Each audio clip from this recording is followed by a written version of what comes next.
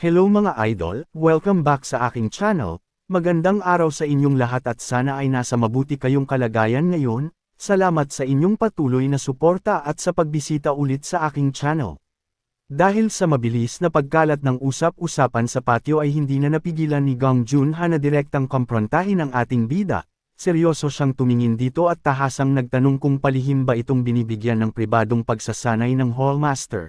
Sa halip na matinag sa tanong na iyon ay buong husay na iwinasiwas ng ating bida ang kanyang kahoy na espada sa hangin upang ihanda ang kanyang porma.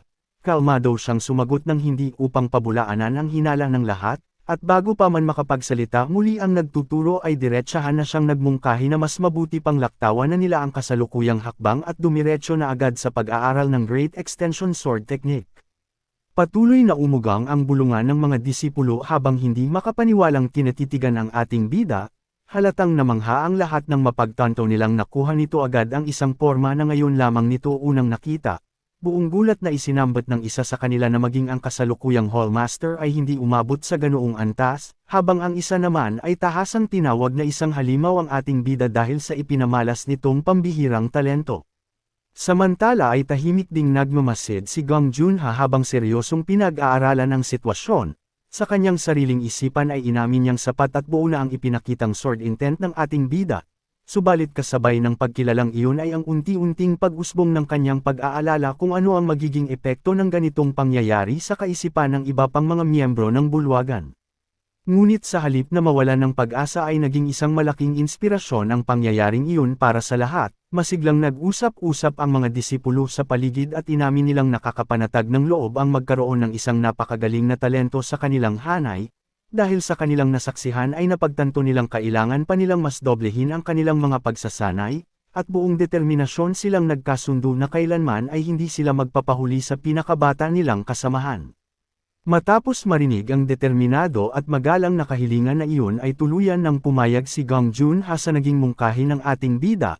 Kalmado siyang lumingon at formal na inihayag na sisimulan na niya ang pagtuturo ng Great Extension Sword Technique.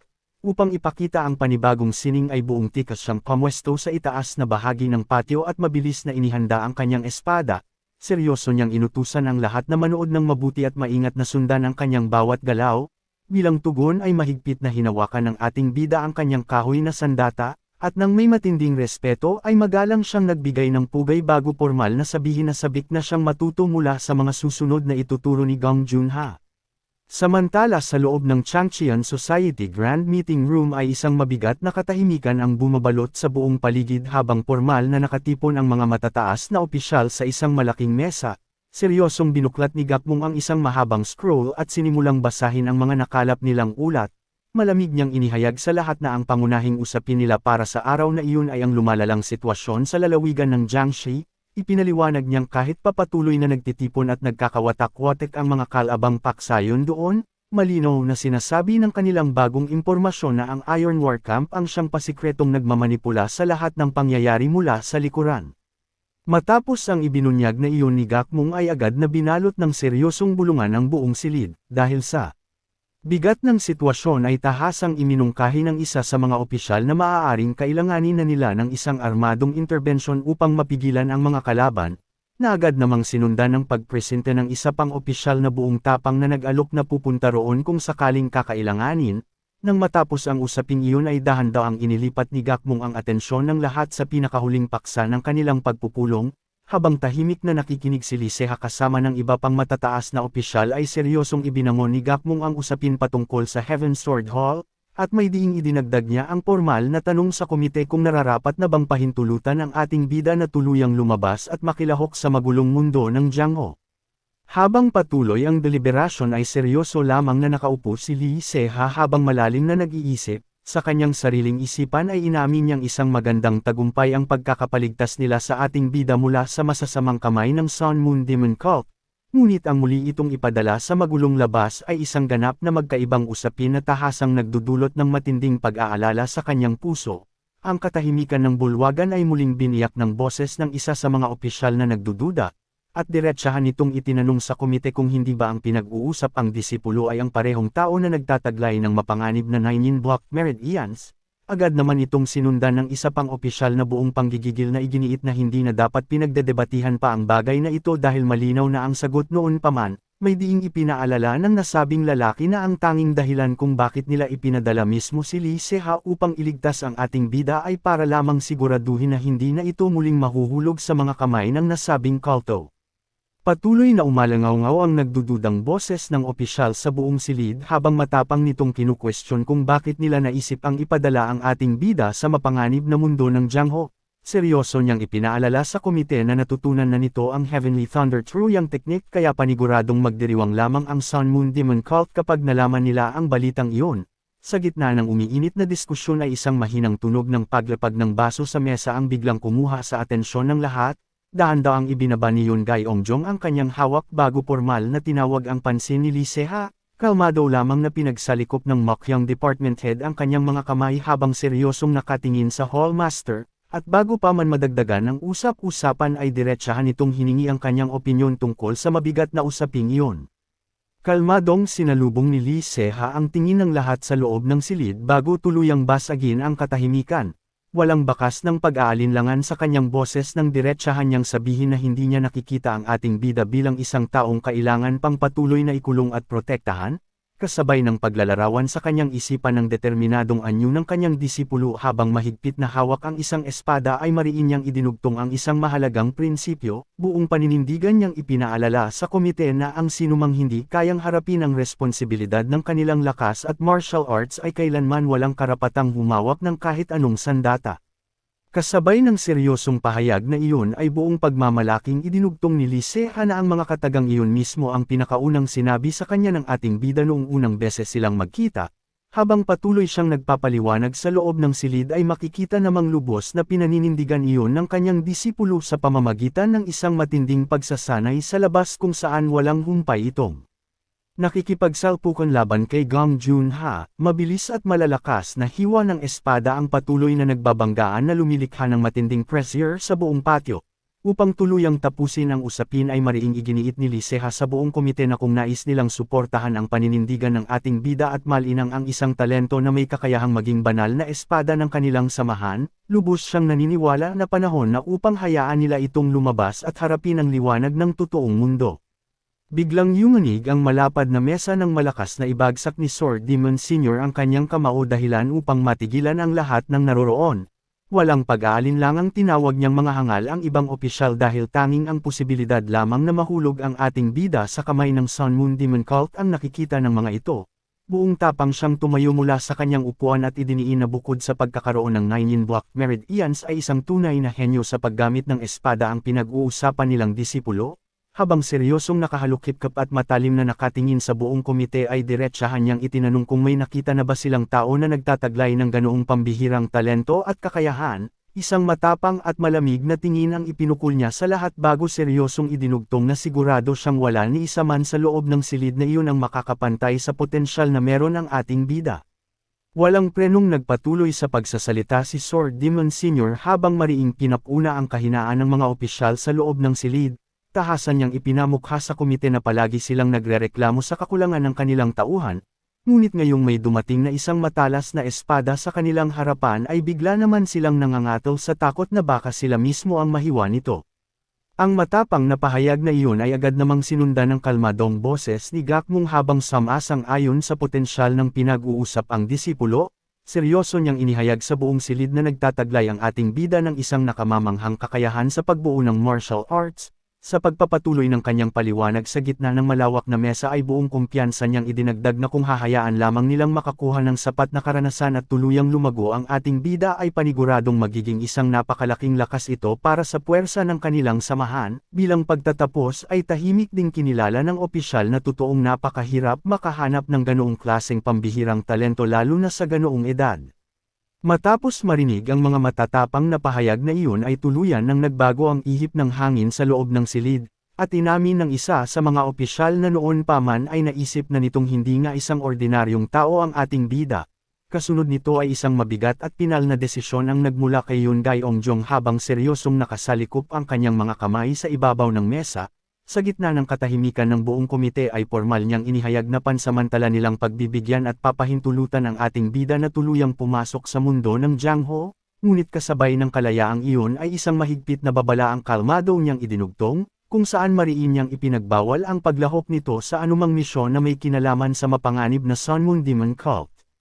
Mabilis namang sumang-ayon ang iba pang mga opisyal sa naging makatwirang kondisyon na inilatag ng kanilang pinuno. Matapos marinig ang pinal na pasya ay bumalik sa kanyang pagkakaupo si Sword Demon Sr., at kahit na tila may halong pagkainis sa kanyang tono ay tuluyan na rin siyang sumuko at sinabing gawin nila kung ano ang kanilang nais, samantala ay isang kalmado at banayad na ngiti naman ang gumuhit sa mga labi ni Lee Se-ha, sa pamamagitan ng desisyong iyon. Ay batid niyang naging matagumpay ang kanyang layunin na mabigyan ng kalayaan ang ating bida na harapin ang totoong mundo nang hindi ito inilalagay sa kamay ng direktang panganib. Hindi kalaunan ay tuluyan nang nagsimula ang paglalakbay ng ating bida patungo sa malawak na mundo ng Jiangho. Mula sa ibabaw ng isang mabatong bangin na nakaharap sa isang payapang daungan ay tahimik siyang nakatayo kasama ang isang itinalagang gabay. Kalmadong ipinaalala sa kanya ng kanyang kasama na sa kasalukuyan ay pangunahin siyang kikilos at tatanggap ng mga misyon sa loob ng lalawigan ng Anhui, bago seryosong itinanong kung pamilyar na ba siya sa mga detalye ng kanilang pakay. Walang pag-aalinlangang sumagot ang ating bida at formal na kinumpirma na ang kanilang pangunahing tungkulin ay ang imbestigahan ng isang hindi pangkaraniwang grupo sa Dongling na kilala bilang Begang Sect, ngunit sa likod ng kanyang seryosong sagot at sa kabila ng pagiging kalmado sa ilalim ng lilam ng kanyang sombrero, ay lihim siyang napabuntong hininga sa kanyang isipan habang naiisip na mas naging madali sana para sa kanya kung hinayaan na lamang siyang mag-isa na kumilos para sa misyong iyon. Bago pa man siya tuluyang makarating sa daungan ay saglit na bumalik sa kanyang alaala ang sandali kung kailan opisyal na ibinigay sa kanya ang kanyang unang misyon. Habang abala siya sa pagsasanay sa patio kasama si Gong Junha ay formal siyang nilapitan ni Lee Se-ha upang ibalita ang tungkol sa kanyang bagong tungkulin, dahil ito ang kanyang pinakaunang sabak sa totoong laban ay minabuti ng Hallmaster na huwag siyang palakirin ng mag-isa. Kaya naman agad nitong ipinakilala ang isang disipulong nagngangalang Heo-il upang maging kanyang opisyal na gabay at kasama sa paglalakbay. Magalang na nagbigay ng pugay si Heo-il sa kanyang harapan habang formal na ipinapakilala ang sarili. Bilang tugon ay ibinaban ng ating bida ang kanyang espada at buong paggalang ding nagbigay ng pugay bago formal na sinabing sabik na siyang makatrabaho ang kanyang senior para sa misyong iyon. Mula sa kanilang paglalakbay ay hindi naiwasan ng ating bida na mapansin ang isang kakaibang lalagyan na nakasabit sa bewang ni Heo-il. Sa kanyang isipan ay nagtataka siya kung ano ang eksaktong gamit nito kaya bahagya siyang lumapit at nagtanong kung alak ba ang laman ng lalagyan. Isang alang-eneng ngiti naman ang isinukli ni Heo-il habang napapahawak sa gilid ng kanyang sombrero bago kalmadong inamin na alak nga ang kanyang dala. Upang pakalmeyan ang sitwasyon ay mabilis na nagpaliwanag ang senior na hindi naman siya palaging umiinom kaya hindi na ito dapat pang intindihin, at pabirong idinugtong na kailangan lamang niya ang alak sa tuwing humahawak siya ng espada. Sa halip na mapanatag ay tila nawalan na ng masabi ang ating bida, at tahimik na lamang niyang inisip na ang kakaibang kondisyon na iyon ang mas lalong nagpapabigat sa kanyang pag-aalala para sa kanilang misyon. Upang basagin ang bahagyang pag-aalala ng ating bida ay casual na lamang na inayos ni Heo-il ang gilid ng kanyang malapad na sombrero, kalmado siyang ngumiti at masiglang nag-aya na magtungo na muna sila sa pamilihan ng bayan. Idinugtong niya na iyon ang pinakamagandang lugar upang magmasid at alamin kung ano-anong mga bali-balita ang kasalukuyang umiikot sa paligid tungkol sa kanilang misyon. Tahimik na lamang na sumunod ang ating bida mula sa likuran habang seryosong pinagmamasdan ang bawat kilos ng kanyang kasama papunta sa kanilang unang destinasyon. Samantala sa isang malayo at maalon na bahagi ng karagatan ay isang malakas na sigaw ang bumasag sa ingay ng tubig. Mula sa ibabaw ng isang malaking barko ay mariing inutos ng isang lalaki na hilahin na pataas ang isang mabigat na tali, mabilis namang sumunod ang mga tauhan at buong puwersang hinatak ang nanginginig at makapal na lubod mula sa kailaliman.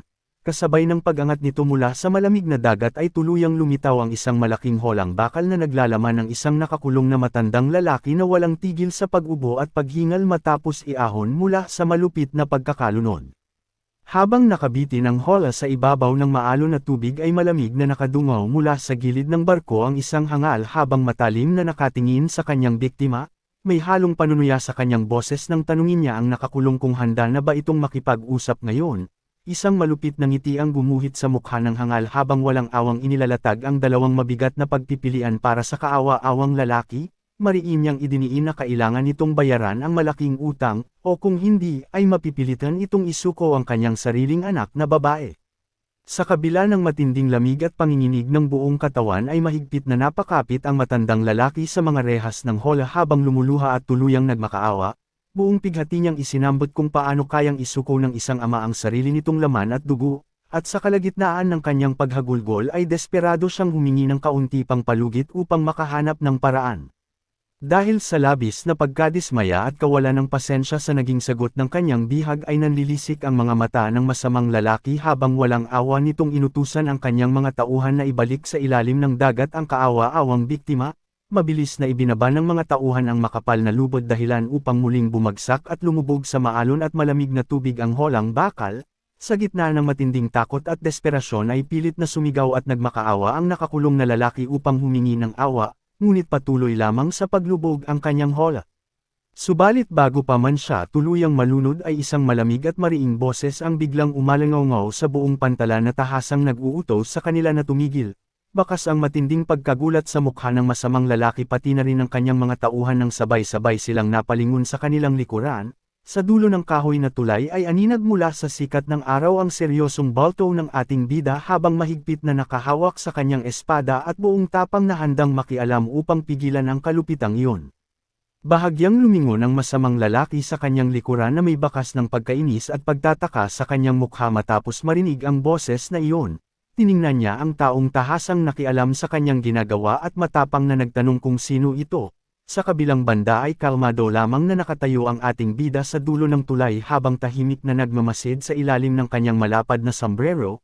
Nang pamilyar na mapansin ng masamang lalaki ang kasuotan ng ating bida ay tila agad nitong nakilala kung saan ito nagmula, kaya naman may halong pang-asar itong napabulalas at tinanong kung isa ba itong miyembro ng Changqian Society. Kasunod nito ay isang matalim na sulyap ang pinakawala ng kalaban habang lihim at seryosong sinusuri ang pagkatao ng kaharap upang pag-isipan ang kanyang susunod na hakbang.